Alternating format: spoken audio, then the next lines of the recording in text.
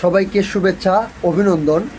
2026 সালের প্রথম semifinal football match আমরা উপভোগ করলাম এবং ম্যাচটি অবশ্যই অনেক সুন্দর হয়েছে, কিন্তু যেরকম উত্তেজনাপূর্ণ বা যেমনটা আমরা ধারণা করেছিলাম একটা দারুণ সেমিফাইনাল ম্যাচ হবে, আসলে তেমনটা আমরা উপলব্ধি করতে পারি নাই। এবং একটা জিনিস হলো, ফ্রান্সের অনেক ভালো স্পিড আছে, কিন্তু টুকিটাকি স্পেনের কাছে ফ্রান্স কিন্তু শেষ পর্যন্ত ছন্নছাড়াই হলো।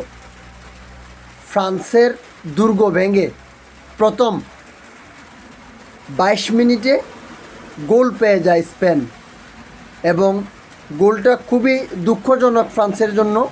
ডিফেন্ডার ভুলবশত লামিন ইয়ামালের পায়ে লাথি মারেন ডি বক্সের ভিতরে, যে কারণে পেনাল্টি হয়ে যায়। স্পেন প্রথম গোল পেয়ে যায় 22 মিনিটে।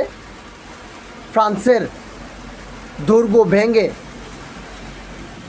দ্বিতীয় সুনামিটা আসলে 58 মিনিটে আসে। স্পেনের দ্বিতীয় গোল 58 মিনিট। এরই মধ্যে দিয়ে স্পেন 2। খেলাটি খুবই চমৎকার এবং সুন্দর হয়েছে।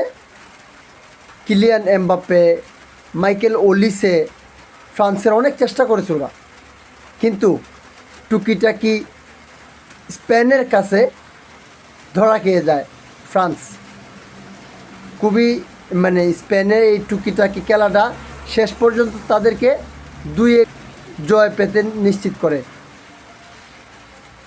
অনেক বেশি শুভকামনা রইল। হয়তো ফাইনালের মঞ্চে দেখা যাবে স্পেনকে কী করে, এবং অপরদিকে ইংল্যান্ড বনাম আর্জেন্টিনা। দেখা যাক কে যায় শেষ পর্যন্ত, কোন দুটি দল খেলে বিশ্বকাপ মঞ্চের ফাইনাল। সবাইকে ধন্যবাদ।